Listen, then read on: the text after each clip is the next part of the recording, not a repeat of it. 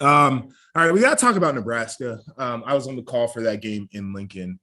They they drove the ball down the football field early on, got off to a quick start. North Dakota was able to match them by the end of the half. It was an ugly game. The crowd was booing. They were sitting on their hands. The environment started off really good, and then it just kind of died a little bit until Nebraska started to take that game back over in the fourth quarter. But we saw what we typically have seen from this program. They turned the football over. Defensively, they were good at their top end, but inconsistent. Yep. Struggled to tackle, and then even after they're able to get that kickoff after the penalty, you hit the kick, and people think Scott's trying to go for an onside again, which in that situation actually wouldn't have been bad in terms of the field position that you give up to take the chance. But Right. after the week 0 thing, Scott's not trying to do that. Scott is not an idiot, guys. But the whole thing looks icky. Where are you at on this program, man? I'm standing and dying on the hill of like, I don't know where they go from here. And I also think that, like, I want so badly to give Scott the benefit of the doubt, but at the end of the day, like, to your point, it's been the same old song and dance every Saturday for 18, 19, 20 weeks in a row now that we've had college football with them in terms of mistakes, what's happening. So, like, we talked about it, I think, going into the offseason last year about culture change. And I don't really know how much happened, right? And that's only something that really, if you have an intimate view into the program, that you're going to see as a fan. But isn't it hard to change a culture hack when you have like 20 new guys drop into your program as transfers and a bunch of freshmen that you're trying to get into? Yeah, I mean, I think you can make that argument, but then look at Mel Tucker and the job he's done at Michigan State. So I'm not saying it can't be done, but that I know I'm task. Hey, bro, I'm right there with you. But what I'm saying is if there's people that are doing it, it ain't like they're, you can figure it out. Oh yeah. But and then going back to what I started off with, like, I don't know where Nebraska goes from here.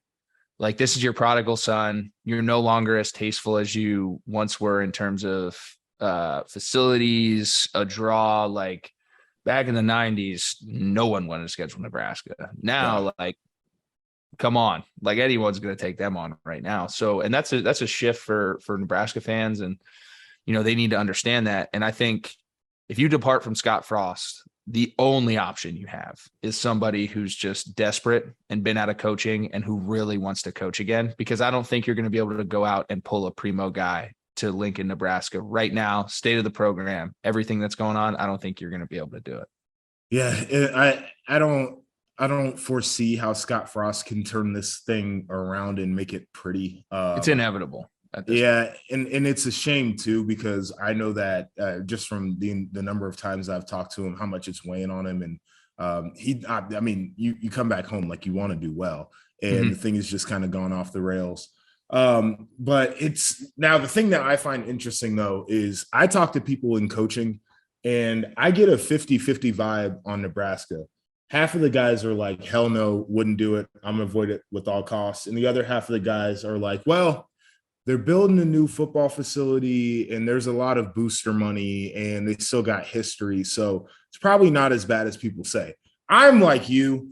I would avoid the job at all costs. I think that you probably got to find a guy who is a coordinator, who maybe has some ties to the school one way or another, grew up in the region, something like that. I don't think that you're getting like a Luke Fickell type of head coach. That is out of the question. I don't think you're even getting a guy like a Billy Napier, who was maybe even on a lower platform than a Luke Fickell and did a hell of a job. I don't think you're getting a coordinator from a Michigan, Ohio State type of spot. I truly struggle to figure out who their legitimate targets would be in this situation. Yeah. And that's why I say, like, this whole situation is really hairy. Like, Do you give Scott the rest of the year, which I think they should do at least, because that gives you some time to see if maybe somebody does emerge. You can do a little bit more digging, and who knows? Scott may surprise the hell out of you. I always am gonna throw that little teaser out there, throw that carrot out You there. He couldn't might even surprise say the it hell with out a of you. straight face, bro. I know I couldn't, but who the hell knows? We know And nothing. I just think like give him the year, see what happens, and then you can really adjust. But I think a mid-season change will only make it less attractive and harder. That's just This my is opinion. the issue that you get into is if other teams start firing coaches and you feel like it's inevitable at Nebraska, you got to make a move too, so you can get a jump start on the search committee and you can talk to Yeah. the guys that are your targets. Like I think the worst thing that they do is they end up waiting and they can't get in front of the issue when other teams are having those conversations too. Yeah, that's a good point. So this is a hard one. I feel for Scott. I couldn't imagine being him right now, having gone back home and couldn't get it right. Also, for the players in that locker room, I feel for those guys too, because a lot of them are just battling their ass off and things aren't going their way. That's a rough environment right now.